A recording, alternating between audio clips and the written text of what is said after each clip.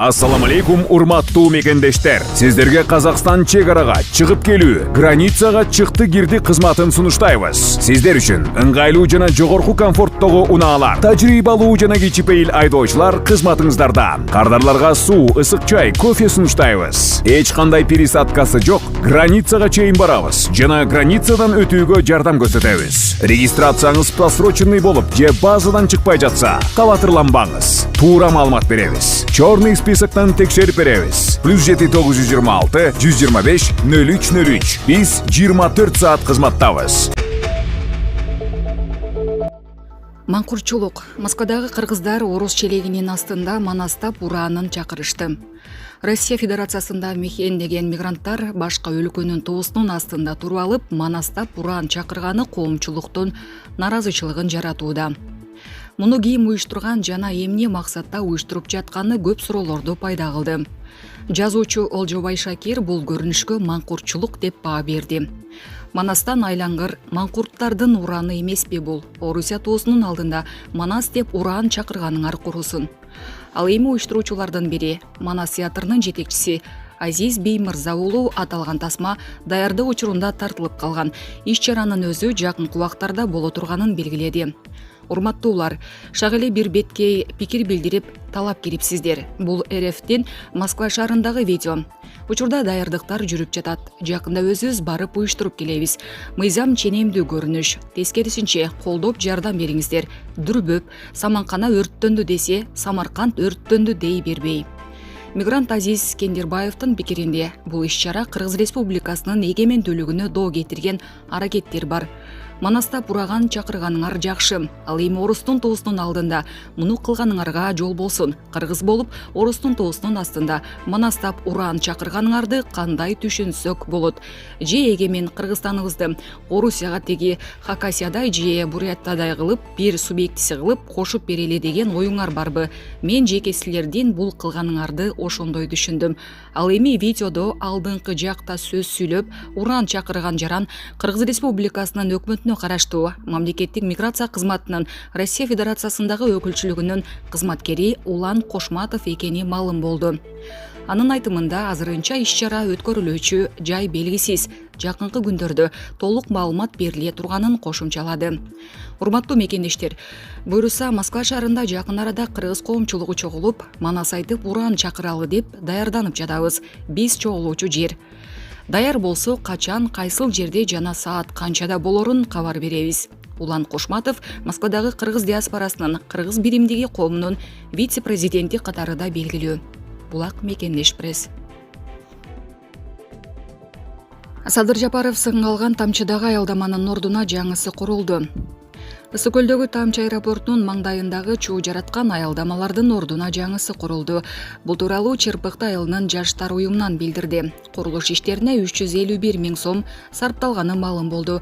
Анын тегерегинин баары айнек менен тосулган. Түнгүсүн күйүп жанып турат. Башкы прокуратура 20 майда Ысык көл районунун өнүктүрүү фондунун директору менен Тамчы айыл өкмөтүнүн башчысы кармалгандыгын билдирген. Анда Тамчы аэропортунун маңдайындагы 2 аялдама пунктунун курулушунун мыйзамдуулугу текшерилип, талаптагыдай салынбаганына карабастан 844 100 сом фонддон которулгандыгын аныкталып, кылмыш иши козголгон.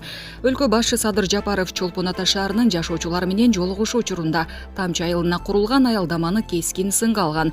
Президент өз сөзүндө мындай аялдаманы 844 000 эмес, 40 000 сомго дагы курбай болчумун деген. Булак Суперкежи.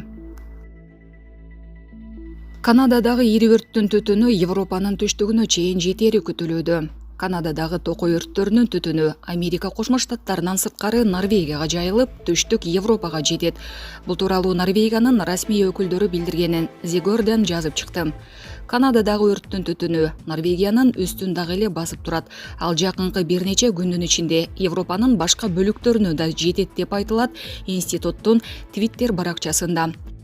Түтүн 1-июндан бери Гренландия менен Исландияда жайылып жатат. Ал эми Норвегиянын түштүгүндөгү байкоолор аэрозолдук бөлүкчөлөрдүн концентрациясынын көбөйгөнүн байкаганын көз карандысыз изилдөө мекемеси билдирди. Нилонун изилдөөлөр боюнча директору Кжетил Торсет климаттан кризистен улам температуранын жогорулашы менен токой өрттөрү кеңири жайылып чоңураак болушу мүмкүн экенин айтты. Быйыл Канададагы токой өрттөрү коркунучтуу кырсыкка айланды. Эгер бул мезгилде өлкөдө адатта болжол менен 600 000 гектар күйүп кетсе, 2023 жылдын июнь айынын башына карата өрт 8,1 миллион гектарга жетип, анын ичинде 5,5 миллиону токойду каптаган. Азыр өлкөдө 400дөн ашык токой өртү өчүрүлүп жатат. Анын 249у локализациялана элек. Алардан чыккан түтүн АКШнын чек ара шаарларын жана штаттарын каптап, Нью-Йоркко чейин тараган. Булак Назар Ньюс Кежи. Жаза каралган. Милиция бишкектиктерден суудан улам жолду тоспоону суранды. Бишкек шаардык милициясы тургундардан суунун убактылуу тартыштыгына байланыштуу наразычылык көрсөтүп, жолдорду тосуп албоосун өтүндү. Айрым шаардыктар жолду тосуп алуу менен мыйзам бузаары эскертилди.